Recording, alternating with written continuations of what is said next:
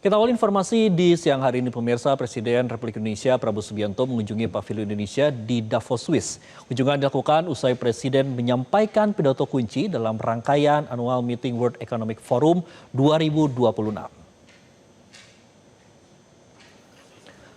Setibanya di Pavilion Indonesia, Presiden Prabowo menyapa dan berinteraksi dengan para pengunjung.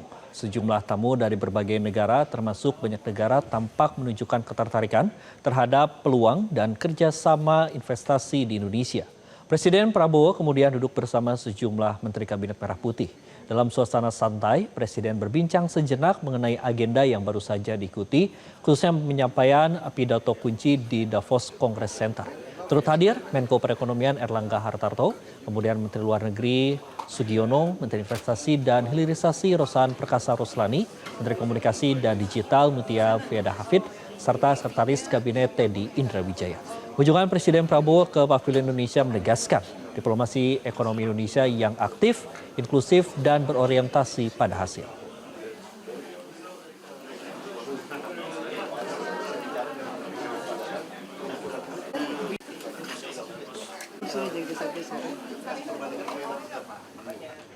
Misal Presiden Prabowo Subianto nantinya akan bertolak dari Swiss untuk menghadiri sejumlah agenda kenegaraan. Setelah sebelumnya pemirsa, Prabowo memberikan pidato kunci kenegaraan dalam agenda World Economic Forum. Lalu apa saja agenda Presiden di hari ini dan bagaimana hasil kunjungannya selama di Davos? Kita sudah terhubung pemirsa dengan reporter Metro TV, ada Anwar Fuadi dari Davos, Swiss.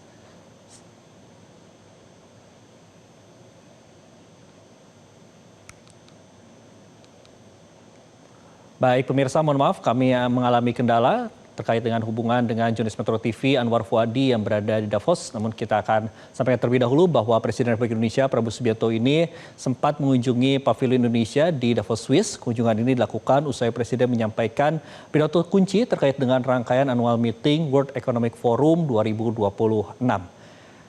Dan pemirsa, di dalam agenda ini memang Presiden Prabowo Subianto menyapa dan juga berinteraksi dengan para pengunjung. Sejumlah tamu dari berbagai negara juga turut hadir dan juga menyaksikan apa yang disampaikan oleh Presiden Prabowo Subianto. Nampak juga pemirsa di layar kaca Anda ada sejumlah Menteri Kabinet yang turut mendampingi dan juga Sekretaris Kabinet Teddy Indra Wijaya yang juga turut hadir.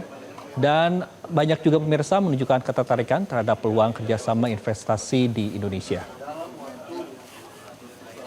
Dan pemirsa, kami akan kembali untuk menyapa ada jurnalis Metro TV Anwar Fuadi yang langsung dari Davos, Swiss. Selamat siang waktu Indonesia, Adi. Adi, jadi apa agenda Presiden hari ini di Davos dan apa hasil dari kunjungan Presiden di Swiss?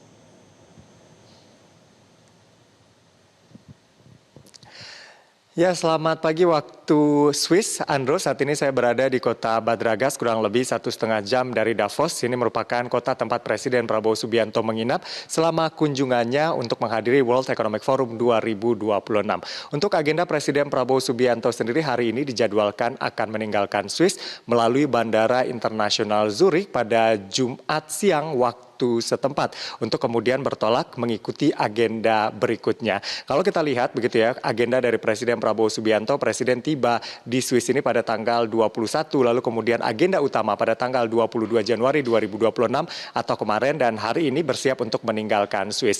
Kemarin kita lihat kalau berbicara soal hasil dari kunjungan Presiden Prabowo atau agenda yang dilakukan Presiden Prabowo selama berada di Swiss, kemarin kita lihat Presiden Prabowo Subianto menyampaikan special address atau pidato kunci di Forum World Economic Forum 2026 yang disaksikan oleh banyak peserta yang datang dari berbagai kalangan, baik itu dari pemerintahan, pemangku kepentingan, pebisnis, dan juga stakeholders lainnya. Ada beberapa hal yang perlu kita highlight dari apa yang disampaikan oleh Presiden Prabowo Subianto di World Economic Forum kemarin. Presiden Prabowo Subianto memulainya dengan mengatakan bahwa perdamaian dan stabilitas adalah aset yang berharga. Menurut Presiden Prabowo, dua ini menjadi prioritas utama pertumbuhan dan kemakmuran. Dua ini menjadi prasyarat utama untuk menciptakan pertumbuhan ekonomi yang baik dan juga kemakmuran bagi masyarakat. Lalu kemudian Presiden Prabowo Subianto juga mengatakan bahwa di tengah kondisi geopolitik dan juga geoekonomi yang penuh ketidakpastian, Indonesia tetap tumbuh, perekonomian Indonesia tetap tumbuh. Presiden Prabowo Subianto ini memberikan gambaran bahwa fundamental ekonomi Indonesia ini tetap terjaga atau tetap baik dengan pertumbuhan ekonomi di 5%, lalu kemudian inflasi dan juga defisit juga masih on the track. Presiden Prabowo Subianto mengatakan bahwa kebijakan ekonomi Indonesia selalu terkalibrasi dengan baik. Presiden juga memaparkan bahwa kemiskinan ekstrim di Indonesia turun, ini terbaik atau pencapaian terbaik sepanjang sejarah. Dan kita ingat juga bahwa target dari Presiden Prabowo Subianto dalam 5 tahun masa kepemimpinannya adalah membuat kemiskinan ekstrim ini menjadi 0%. Dan ini tentunya akan kita nanti juga dalam 5 tahun kepemimpinan Presiden Prabowo Subianto. Lalu kemudian Presiden juga mengatakan bahwa stabilitas yang ada di Indonesia yang membuat fundamental ekonomi ini juga menjadi kuat adalah salah satunya karena Indonesia memilih jalan persatuan di atas fragmentasi. Ini bukan kebetulan atau bukan keberuntungan begitu, tapi ini adalah jalan yang dipilih Indonesia. Dan kita lihat juga Presiden Prabowo Subianto selalu menjaga bagaimana persatuan dan juga komunikasi bisa terjalin dengan baik dan juga menghindari konflik-konflik yang terjadi di tanah air. Lalu Presiden Prabowo Subianto yang menarik adalah juga memperkenalkan Danantara atau BPI Daya Anagata Nusantara di World Economic Forum 2026. Ini adalah buah pemikiran dari Presiden Prabowo Subianto di mana ada satu wadah yaitu BPI Danantara yang mengkonsolidasi aset BUMN, aset yang dikelola saat ini adalah $1 triliun Amerika Serikat. Bagaimana ini bisa terkonsolidasi dengan baik? Harapannya bisa berdampak pada pertumbuhan ekonomi Indonesia yang mana kita tahu targetnya adalah 8%. Pertumbuhan ekonomi yang baik juga diharapkan bisa meningkatkan kesejahteraan masyarakat. Presiden Prabowo Subianto juga menyampaikan terkait dengan kebijakan efisiensi anggaran yang ia lakukan. Efisiensi atau hasil dari efisiensi ini bisa digunakan untuk program-program yang menyentuh masyarakat hingga lapisan terbawah. Presiden Prabowo Subianto kemarin juga kita lihat juga pamer keberhasilan program makan bergizi gratis yang sudah di-launching pada awal tahun 2025. Presiden mengatakan bahwa MBG ini sudah mencapai 59,8 juta penerimaan manfaat dari target tahun ini harus bisa terpenuhi 82,9 juta penerima manfaat. Bahkan sambil berkelakar, Presiden Prabowo juga mengatakan bahwa pencapaian MBG ini akan melampaui porsi dari salah satu restoran atau restoran ternama begitu ya, atau makanan cepat saji ternama. Lalu kemudian kita juga melihat hal lain yang disampaikan oleh Presiden Prabowo Subianto berkaitan dengan ekonomi kerakyatan.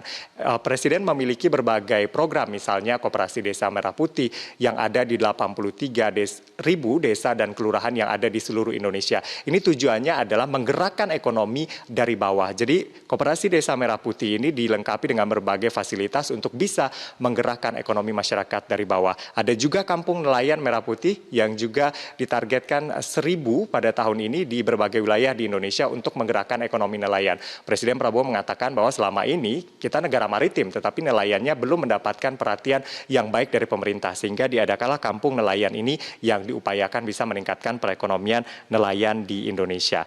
Nah, hal menarik juga yang disampaikan oleh Presiden Prabowo Subianto adalah terkait dengan iklim investasi karena memang tepat sekali ini forum ini dihadiri oleh stakeholder termasuk juga para pebisnis. Presiden Prabowo mengatakan bahwa iklim investasi yang sehat ini menjadi kunci. Salah satu kunci iklim investasi yang sehat adalah penegakan hukum atau law enforcement. Penegakan hukum ini disampaikan oleh Presiden Prabowo Subianto sudah dilakukan di Indonesia. Ia mencontohkan keberhasilan dari Satgas PKH misalnya yang sudah berhasil mengembalikan 4 juta hektar lahan yang sebelumnya digunakan secara ilegal dan sekarang sudah dikembalikan ke negara. Presiden juga menyampaikan bahwa kemarin ya pada saat di Inggris juga melakukan rapat, salah satu hasilnya adalah mencabut izin 28 perusahaan nakal dan juga tentunya lahan yang sebelumnya dikuasai oleh perusahaan tersebut dikembalikan kepada negara. Presiden Prabowo Subianto juga mengatakan bahwa ada berbagai hal yang juga dilakukan Indonesia. Salah satunya adalah memperkuat kerjasama dengan berbagai blok misalnya ya, tidak mengandalkan satu tujuan saja untuk misalnya perekonomian. Indonesia tidak hanya mengandalkan satu negara untuk tujuan ekspor ataupun impor. Indonesia bekerja sama dengan banyak pihak di berbagai blok, termasuk juga FTA ataupun juga perjanjian komprehensif yang ditandatangani dengan berbagai pihak. Selain itu, kemarin kita juga menyaksikan bersama Presiden Prabowo Subianto selain menyampaikan pidatonya, ia juga menjadi bagian dari Board of Peace yang diinisiasi oleh Presiden Donald Trump. Ini adalah kelanjutan dari pertemuan di UNGA, lalu kemudian di Sharm el Sheikh, dan dilakukan juga di Davos, Swiss. Intinya adalah ini untuk mendukung sikap kita two-state solution. Untuk sementara demikian, kembali ke studio. Andrew. Baik, terima kasih Anwar Fuadi melaporkan langsung dari Davos, Swiss. Selamat kembali bertugas. Jelajahi cara baru mendapatkan informasi. Download Metro TV Extend sekarang.